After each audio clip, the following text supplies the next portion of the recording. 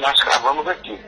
Esse governo não consegue entregar aquilo que prometeu já em gestões passadas, e é um governo que segue no palanque. O Porto de Pernambuco é um exemplo disso. O governo não entregou as obras de mobilidade aqui no estado. Nós temos obras, muitas obras aqui na região metropolitana, posso falar com muito mais tranquilidade sobre isso que sou da região, obras estruturadoras que o governo não conseguiu concluir. As obras que dizem respeito à melhoria das condições estruturais de saúde, de educação, de segurança pública, tudo isso está em estado de deterioração. Então, o Pacto pela Vida é um exemplo disso. Então, nós fazemos uma avaliação de um governo que tem tido muitas dificuldades, é um balanço negativo do governo, e nós estamos avaliando que o papel da oposição nesse processo, o papel de fiscalizar, tem sido um papel muito efetivo. Deputado, hoje, pela manhã, em Surubim, onde está acontecendo o seminário Todos por Pernambuco, os professores chegaram a reivindicar a igualdade com o piso salarial, o piso nacional, que é de 13,1%, e o reajuste que o governo quer dar é para os professores com magistério, 10 anos de serviço, e aí o reajuste de 10%, que está sendo concedido pelo governo apenas aos professores que têm magistério. Como é que o senhor está analisando isso? O Sintep já procurou vocês? Como é que está sendo esse debate hoje na capital, uma vez que há paralisação desde o dia de ontem, desde quarta-feira, quarta e quinta, os professores estão paralisados, e a gente teme que os governos, que os professores possam paralisar aí por tempo indeterminado.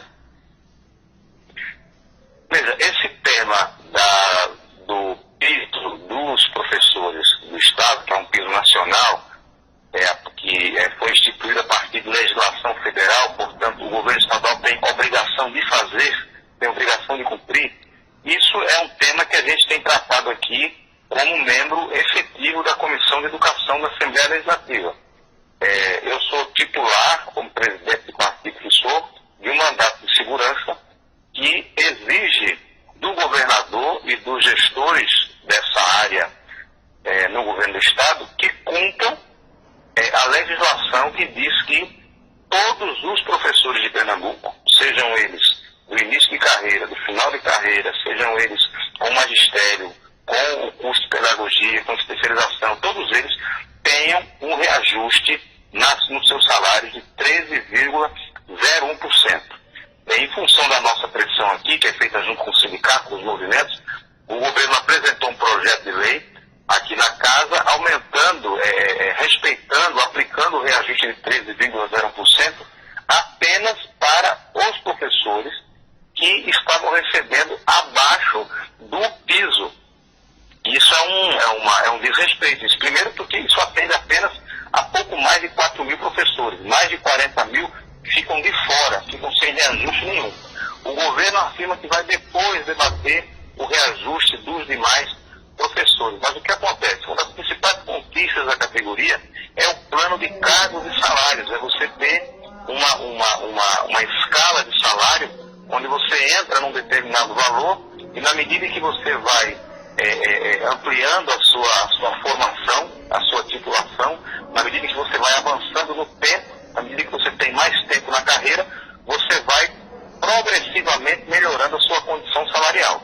Então, na medida que o governo assume que vai aplicar o piso de 13,01% apenas para uma pequena parcela da população e aponta na perspectiva de talvez apresentar algum índice de reajuste para a grande maioria da população abaixo disso, o governo está, primeiro, desrespeitando a legislação federal e, segundo, desrespeitando um direito da categoria, que é ter um plano de cargos e salários que seja respeitado por todos os governantes.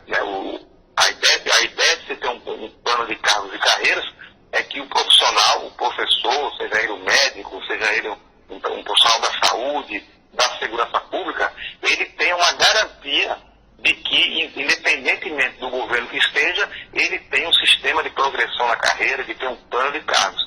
E esse também medida que o governo toma, na medida que não implementa o piso como manda a lei, ele desorganiza a vida funcional dos professores de Pernambuco. Deputada Dilce Silva, agora há pouco, lá na abertura do programa Todos por Pernambuco, o governador Paulo Câmara deu uma resposta com relação aos 100 dias de governo. Ele disse que não vai excluir os 355 dias restantes do ano, né? Afirmou aí, subtraindo os 100 dias dos 365 dias do ano, né? E garantiu e repetiu o discurso de que, apesar da grave crise, vai trabalhar para cumprir os compromissos assumidos. Então isso aí foi uma forma de dar uma resposta aos senhores, dizendo que não vai, portanto, se pronunciar agora e que tem ainda pela frente 355 dias. Como é que o senhor vê isso? Olha, eu acabei de fazer um pronunciamento aqui no plenário da Casa, colocando o seguinte: o governador ele tem que se preocupar mais em governar e concluir as obras e atender às promessas que ele já fez durante a campanha e parar de ficar circulando pelo Estado fazendo mais promessas. O Todos por Pernambuco e o conjunto de falas que o governador tem feito ao longo desses 100 dias é no sentido de assumir mais compromissos com a população, de fazer mais promessas à população. E, no entanto, o que nós temos? Prometeu que ia dobrar o salário do professor e hoje está falando em sequer respeitar uma política federal de valorização do salário e da carreira dos professores. Disse que não ia aumentar de forma nenhuma a tarifa de transporte aqui na região metropolitana. Não cumpriu, já aumentou, foi uma das primeiras medidas do seu governo. Nós temos aqui um conjunto de obras do Estado que o governo não cumpre. O FEM número 1 não foi plenamente atendido, não foi plenamente aplicado. O FEM número 2 também não foi, já foi denunciado aqui na Casa. E o governo vai para a imprensa, vai para os municípios dizer que tem agora o FEM número 3. Daqui a pouco vai estar no FEM número 4, prometendo, e sem cumprir. Então veja, o governo ele tem o direito de falar o que ele quiser, só que o governo está brigando com os fatos. Lamentavelmente, o governo está brigando com o fato de que os professores estão insatisfeitos, os policiais estão insatisfeitos, os números da segurança pública são absurdos, as obras não são concluídas, a saúde no Estado é um problema, as finanças estão um caos, nós estamos num nível de endividamento altíssimo para a nossa capacidade de arrecadação, ou seja, todo aquele discurso técnico que o governo planeja, executa bem e entrega para a população, esse discurso foi para água abaixo. Por quê? Basta a população comparar o que o governador diz com a sua realidade concreta. Aqui na região metropolitana do Recife tem um exemplo. As obras de mobilidade não aconteceram. O que a gente tem é um governo que está gastando 100 milhões de reais por ano em publicidade para poder estar plantando notas de apoio ao governo na imprensa do Estado. Nós temos um orçamento que já comprometeu 130 milhões só esse ano com os contratos da Arena da Copa. Então, ou seja, esses são os dados, essa é a realidade do nosso Estado. Eu peço à população aí do São Francisco, a população que está ouvindo a Rádio Web, que compare aquilo que o governador está falando com aquilo que a população está efetivamente vivendo no Estado de Pernambuco. A diferença é abissal. Deputada, o senhor falou aí de violência. Realmente assusta a violência em todo o Estado. E até ontem, se eu não estiver com a memória curta, mas eu posso confirmar esses dados, nós já tivemos mais de 37 assassinatos só nesse primeiro período aqui na região de Petrolina. Um índice altíssimo. As pessoas estão amedrontadas e, inclusive, até a polícia, às vezes, pede às pessoas que depois de 10 horas da noite não saiam às ruas. Quer dizer, nós estamos vivendo um clima de terror, um clima de tensão, onde as pessoas estão, mesmo sendo uma cidade grande, mas nós temos cidades aqui circunvizinhas, que as pessoas acostumam ir para as calçadas, sentar em suas cadeiras, mas esta paz está sendo tirada, porque a gente ainda, bala perdida, ela não tem endereço, ela não diz para onde vai. Então eu acho que realmente é preciso ser revisto o pacto, esse pacto pela vida. Nós estamos amedrontados e aí sim eu corroboro com o senhor, ao invés do governo estar nesse momento fazendo esse percurso nas diversas regiões do Estado, eu acredito, deputado, eu não sei se o senhor concorda comigo, que ele deveria ter sentado para planejar a política pública de segurança do Estado. Você concorda comigo?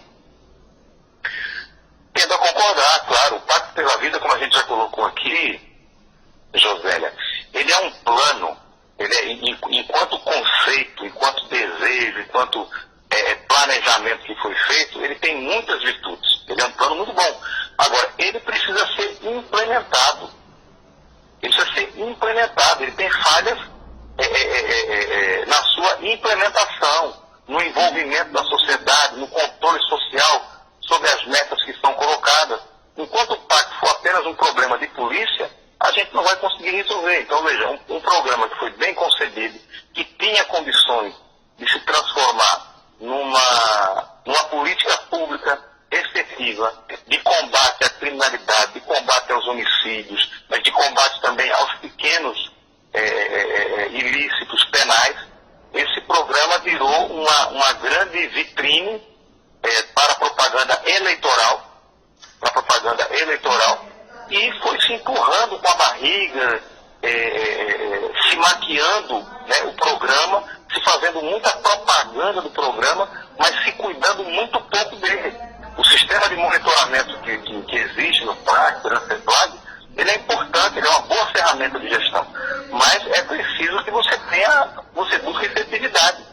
Então, ou seja, várias das linhas dos eixos que compõem o Pacto pela Vida não foram respeitados. O fato de a gente ter hoje um sistema prisional que praticamente triplicou desde o início do Pacto pela Vida, e a gente não tem um sistema prisional que possa acomodar, corrigir, recuperar a população carcerária, é parte desse caos que a gente está vivendo. O sistema prisional é um dos piores do Brasil. É um caos absoluto, e isso, obviamente, que isso começa a ter uma relação com aquilo que acontece fora. Na medida que o governo perde completamente o controle da área de segurança pública, isso começa a se reverter nos crimes contra a vida. A gente teve um recrudescimento. Já tivemos aí, nesses primeiros 100 dias, mais de 1.000 homicídios no estado de Pernambuco. É lamentável, e nós da oposição estamos aqui cobrando que os elementos, os valores, aquilo que foi definido, aquilo que foi planejado pela sociedade civil no Pacto pela Vida, seja respeitado pelo atual governo. Os governos que passaram e no atual governo, eu gostaria de saber como é que o senhor e toda a bancada de oposição aí na capital pernambucana estão vendo a atuação do governador Paulo Câmara. Como é que o senhor avalia esses 100 dias do atual governo? Então, veja bem, nós fizemos hoje uma coletiva com a imprensa, e óbvio que nós já começamos colocando que nós não vamos cair na manobra diversionista do governo, de querer, ao invés de fazer um debate político sobre os fatos que circundam o governo e a realidade do povo pernambucano, o governo vem tentando fazer um debate semântico, um debate superficial, um debate sobre versões, dizendo que a oposição não sabe se fala de um governo de continuidade ou de um governo de 100 dias. Na nossa avaliação, esse é um governo, é o 9º ano, né, de um governo